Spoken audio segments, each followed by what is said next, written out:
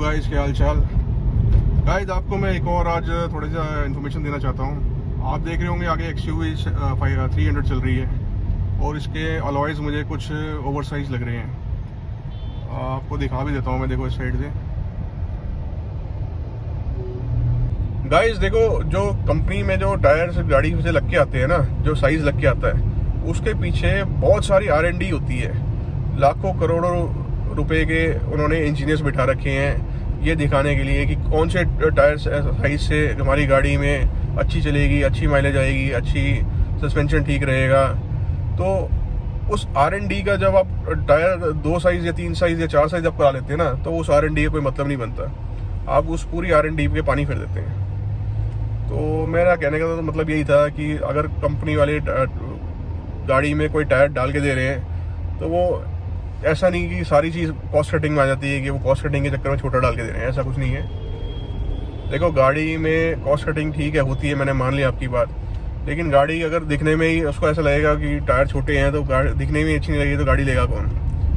तो गाड़ी में कॉस्ट कटिंग होती है स्टेपनी के टायर में। जो टायर लगे हुए होते हैं नीचे, उसमें ब्रांड में कॉस्ट कटिंग हो सकती है, ब्रिजस्टोन ना दे के उन्होंने अपोलो दे दिए या कोई और दे दिए, लेकिन टायर सेक्शन में के पीछे जो R&D होती है उसको कोई भी ख़राब नहीं करता, कोई कंपनी ख़राब नहीं करती। तो रिकमेंडेड तो यही है कि आप टॉप एंड में जो आ रहा है टायर सेक्शन, जो टायर साइज़ आ रहा है, आप उस टायर साइज़ का अलॉय डलवा लीजिए, नहीं तो एक साइज़ आप करा लीजिए अगर आप फिर भी आपको नहीं अच्छा लग रहा तो। यूजुअली होता क्या, जो बेस मॉडल में और टॉप एंड मॉडल में ना एक साइज़ का वैसे ही फ़र्क होता है। गाइस ये देखो, एक और ओवर साइज अलॉय आ रही है, बिल्कुल नई गाड़ी है, रिबन लगे हुए हैं। और अभी आप मिरर में देख रहे होंगे तो ओवर साइज अलॉय है, अभी आगे जाएगी तो मैं आपको दिखाऊंगा।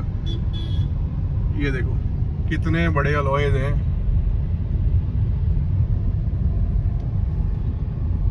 कितने बड़े अलॉयज हैं। बिल्कुल नई गाड़ी है, अभी शोरूम से बाहर निकाली है। ये आगे जा रही है, बिल्कुल नई गाड़ी है, अभी शोरूम से बाहर निकाली है। और आप अलॉयज देख लो कितने बड़े हैं। ये ब्रेजा जो आ जा रही है आगे, टायर साइज आप सेक्शन आपको दिख रहा होगा कि ये गाड़ी से बाहर आ रही है। और साइड से भी आपको मैं दिखा देता हूँ। ये देखो गाइस, नई गाड़ी है और नई गाड़ी में लोगों को पता नहीं शौक इतना बड़ा हो जाता है कि गाड़ी की आप ओरिजिनलिटी हैम्पर करते हो। आप मतलब मैं क्या बताऊँ। देखो, गाड़ी जो लेता है ना, मतलब मेरे ख्याल से 80% जो बंदा जो गाड़ी लेता है वो 10 साल नहीं भी कहूँ तो मैं कम से कम 8-9 साल या 7 साल रख के बेचता है। तो 7-8 साल तक आप उसकी काम का जो कंपनी ने बना के दी है, जो ओरिजिनल लाइफ है सस्पेंशन की, जो सारा अपना कंफर्ट लेवल आप बिल्कुल ज़ीरो कर देते हो। गाइस देखो, मैंने आपको दिखा दिया कि ये लोग क्या क्या करते हैं। बिल्कुल रिबन लगे हुए थे। आप अगर आपने रेलवे मिरर में देखा हो गाड़ी आ रहा तो बिल्कुल मेरे को लगता है ऐसे शोरूम से निकली है, या अभी 10 दिन पुरानी होगी या 15 दिन पुरानी होगी। ये मेरे को लगता है बाहर सीधा शोरूम करोल बाग गई होगी।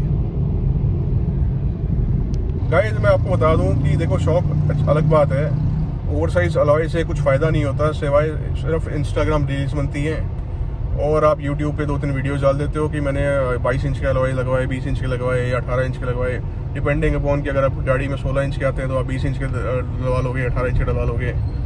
थार में आप 22 इंच के डलवा लोगे। सिर्फ शो ऑफ के अलावा, इंस्टाग्राम रील्स के अलावा इसका नुकसान ही नुकसान है। फ़ायदा क्या है, आपका कंफर्ट लेवल जो गाड़ी का होता है वो बिल्कुल ज़ीरो हो जाता है। सस्पेंशन आपका अफेक्ट होता है और आपकी हैंडलिंग अफेक्ट होती है।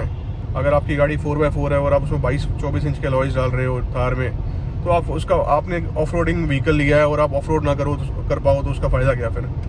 और ब्रेकिंग भी इफेक्ट आती है, कुछ 5-7 किलोमीटर पर आवर की स्पीड में, मीटर में भी मतलब आप स्पीड भी प्रॉपर नहीं आती उसमें।